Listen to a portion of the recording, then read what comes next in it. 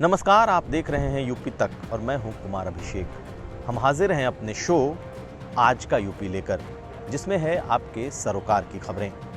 आज बात होगी मुख्तार अंसारी और अतीक अहमद पर कसते शिकंजे की, जितिन प्रसाद के खिलाफ लामबंद हो रहे कांग्रेसियों की, और साथ साथ उस क्रश वीडियो की जिसमें एक लड़की एक पपी को क्रश करती दिख रही है और अब पुलिस उस तक पहुंच रही है। तो चलते हैं हम अपनी खबरों की तरफ। बाहुबलियों के खिलाफ योगी सरकार का अभियान जारी है। इसी क्रम में लखनऊ के डालीबाग में मुख्तार अंसारी के एक बड़े मकान को आज प्रशासन ने ढहा दिया। पूरे लाव लश्कर के साथ पहुंची लखनऊ प्रशासन की टीम ने बाकायदा जेसीबी लगाकर एक बड़े आलिशान मकान को डेमोलिश कर दिया। सरकार की माने तो ये अवैध जमीन पर बनाया हुआ मुख्तार अंसारी का ये मकान था, जिसे पहले उनके पत्नी के नाम रखा गया था, लेकिन बाद में उसे किसी और के नाम भी कर दिया गया। दरअसल ये संपत्ति सरकार के मुताबिक शत्रु संपत्ति या निष्क्रांत संपत्ति थी, यानी 1956 के पहले जो लोग पाकिस्तान चले गए ये उनकी संपत्ति थी और ये मूलतः सरकार की होनी चाहिए। लेकिन पिछले कई दशकों से ये मुख्तार अंसारी के कब्जे में थी और उस पर ही ये बड़ा सा मकान बनाया गया था।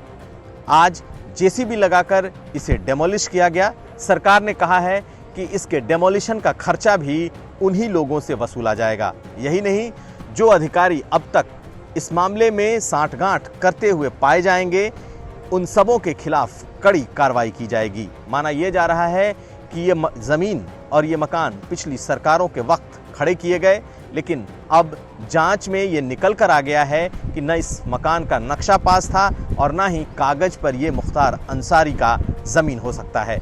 ऐसे में कड़ी कार्रवाई करते हुए योगी सरकार ने इसे न सिर्फ ढहा दिया बल्कि इस ज़मीन से जुड़े रहे अफसरों को पर भी कार्रवाई होने वाली है। और अब बात दूसरे बाहुबली की, अतीक अहमद के खिलाफ कैसी कार्रवाई हुई है ये भी जानिए। और अब बात दूसरे बाहुबली अतीक अहमद की, जिन पर इन दिनों योगी सरकार की नज़रें टेढ़ी हैं। इलाहाबाद के पूर्व सांसद अतीक अहमद की 5 बड़ी संपत्तियों को आज इलाहाबाद प्रशासन ने जब्त कर लिया। इलाहाबाद के सिविल लाइंस, खुलदाबाद, चकिया, कालिंदी नगर और सभासद नगर की 5 बड़ी संपत्तियों को जब्त किया गया है। सरकार के मुताबिक इसकी कीमत तकरीबन 25 करोड़ रुपए है। प्रशासन के मुताबिक अतीक अहमद ने अवैध तरीके से ये संपत्तियां अर्जित की थीं और वो इसका प्रूफ नहीं दे पाया। और अब जबकि अतीक अहमद के खिलाफ कार्रवाई चल रही है, उसमें ये एक बड़ी कार्रवाई निकलकर सामने आई है। एक बात और बता दें कि तीसरे बाहुबली धनंजय सिंह को आज इलाहाबाद हाई कोर्ट ने जमानत दे दी। वो पिछले कुछ समय से एक बड़े क्राइम के मामले में जेल में बंद थे। चलते हैं हम अपनी अगली खबर की तरफ।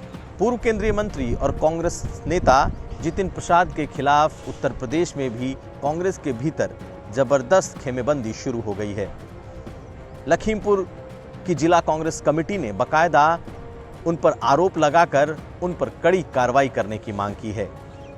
जिला कांग्रेस की बैठक में जितिन प्रसाद पर कई आरोप तय किए गए और साथ साथ राष्ट्रीय कांग्रेस से उन पर तत्काल कड़ी कार्रवाई की मांग की गई है। इसके पीछे वजह सिर्फ एक है, क्योंकि जितिन प्रसाद उन बड़े नेताओं में शामिल रहे हैं जिन्होंने सोनिया गांधी की जगह नए अध्यक्ष को बनाने की मांग की थी और जो चिट्ठी लिखी गई थी उस पर जितिन प्रसाद के हस्ताक्षर थे। आज लखीमपुर में बाकायदा एक बैठक में ये प्रस्ताव पास किया गया कि उन पर कड़ी से कड़ी कार्रवाई की जाए। कपिल सिब्बल ने भी बाकायदा ट्वीट कर ये कहा है कि जितिन प्रसाद के खिलाफ ऐसे चीज़ों से बचा जाना चाहिए और कांग्रेस पार्टी ये कहकर ये करके गलत कर रही है। कुल मिलाकर इस वक्त जितिन प्रसाद को लेकर कांग्रेस के भीतर एक कन्फ्यूजन की स्थिति है और बड़े से छोटे नेता तक एक खेमे में बंटते जा रहे हैं। देखना यह है कि जितिन प्रसाद को लेकर कांग्रेस का अगला कदम क्या होता है। चलते हैं अपनी अगली खबर की तरफ। और बात उस क्रश वीडियो की जो पिछले 2 दिनों से सोशल मीडिया पर तेजी से वायरल हुआ है। इसमें एक गाड़ी में बैठी हुई महिला अपने पैरों से सैंडल के सहारे एक कुत्ते के पपी को गाड़ी के भीतर कुचलकर मार रही है। ऐसे 2 वीडियो सामने आए हैं। दरअसल किसी शख्स ने एनिमल एक्टिविस्ट कामना पांडे को ये वीडियो टैग किया था और उस एनिमल एक्टिविस्ट ने जब इसकी जांच की तो पता चला कि ये पूजा ढिल्लन नाम की एक महिला है जो लखनऊ के एक पॉश सोसाइटी में रहती है और ये उसी का वीडियो है। इसकी पहचान उसके पैर में बने टैटू और सैंडल से की गई, जो अलग अलग सोशल मीडिया प्लेटफॉर्म पर और खासकर फेसबुक पर तस्वीरों के साथ मौजूद था। इस मामले में पुलिस ने मामला दर्ज कर लिया है और उसकी तहकीकात भी चल रही है। ये पशु क्रूरता की हद दिखाई देती है और यही वजह है कि पशु प्रेमियों में इसे लेकर खासा रोष रहा है। बाद में उस महिला ने अपने पति के साथ एक वीडियो और जारी किया और बताया कि वो उसमें नहीं है और वो खुद भी एक पशु प्रेमी है। लेकिन शुरुआती तफ्तीश में पूरी संभावना उस महिला की तरफ जा रही है और अब पुलिस ने भी नामजद एफआईआर के बीच उसकी तलाश शुरू कर दी है। क्रश वीडियो में पपी को कुचलते हुए ये बड़ा ही दर्दनाक तस्वीरें हैं, जिसे लेकर पशु प्रेमियों में अच्छा खासा रोष भी दिखाई दे रहा है। चलते हैं हम अपनी अगली खबर की तरफ। लखीमपुर में लड़की के साथ रेप और हत्या के बाद का मामला सुलझा लिया गया है। लखीमपुर में जिस लड़के को गिरफ्तार किया गया है उसका नाम दिलशाद है और उसने पहले रेप किया और उसके बाद बहुत ही बीभत्स तरीके से उस दलित लड़की की हत्या कर दी। ये मामला बहुत तेजी से उस इलाके में गर्मा गया था। आज योगी सरकार ने दिलशाद नाम के उस लड़के पर एनएसए लगाने का ऐलान कर दिया।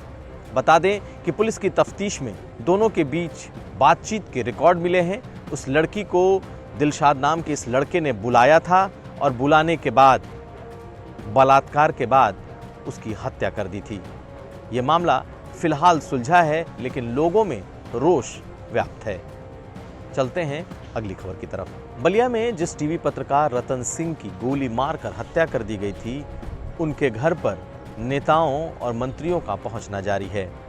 सूबे के पंचायती राज मंत्री उपेंद्र तिवारी आज रतन सिंह के घर पहुंचे थे और वहां परिवार के साथ वो भी रोने लगे। उनके आंखों में भी आंसू छलक पड़े। अपनी सैलरी से उन्होंने 1 लाख रुपए देने का ऐलान किया। दूसरी तरफ अखिलेश यादव ने भी आज रतन सिंह के पिता से फोन पर बात की और उन्हें भी भरपूर आर्थिक मदद देने की पेशकश की। इसके अलावा अखिलेश यादव ने कानपुर में संदीप यादव के परिवार से भी बात की। संदीप यादव के परिवार के लोग अखिलेश यादव से मिलना चाहते थे, लेकिन पुलिस ने उन्हें यहां आने से रोक दिया। अखिलेश यादव ने दोनों परिवारों की आर्थिक मदद का ऐलान किया है। चलते हैं अपनी अगली खबर की तरफ। हम आपको आज का कोरोना मीटर बताएं, उसके पहले बता देते हैं कि कोरोना से जुड़ी और क्या खबरें हैं। योगी सरकार के मंत्री सिद्धार्थनाथ सिंह भी आज कोविड पॉजिटिव हो गए। इस बात की जानकारी उन्होंने ट्वीट कर साझा की और ये भी कहा कि जो भी लोग हाल में उनके संपर्क में आए हैं वो अपना कोरोना जांच करवा लें। योगी आदित्यनाथ ने आज गोंडा में कोविड अस्पताल का उद्घाटन किया। गोंडा में इन दिनों कोविड के मरीजों की संख्या काफी बढ़ती जा रही है। कोविड से जुड़ा हुआ एक और बड़ा मामला यह है कि सरकार ने अब यह तय कर दिया है कि प्रतिदिन 1.5 लाख कम से कम टेस्ट किए जाएं। योगी आदित्यनाथ ने अपनी टीम 11 के साथ मीटिंग में इसे तय किया कि प्रतिदिन 1.5 लाख टेस्ट सूबे में किए जाएं। बीते दिन 1,46,000 टेस्ट हुए हैं और उम्मीद ये की जा रही है कि जल्द ही ये आंकड़ा 1.5 लाख को क्रॉस करेगा। और अब हमारा कोरोना मीटर, जान लीजिए क्या कहता है हमारा कोरोना मीटर। कितने लोग कोरोना पॉजिटिव हुए, कितने लोग ठीक हुए और क्या है यूपी के हालात।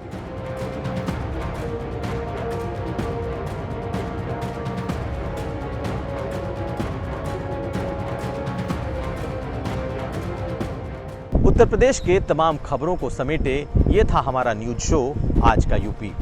हम एक बार फिर कल हाजिर होंगे अपने इस कार्यक्रम को लेकर। तब तक आप देखते रहिए यूपी तक।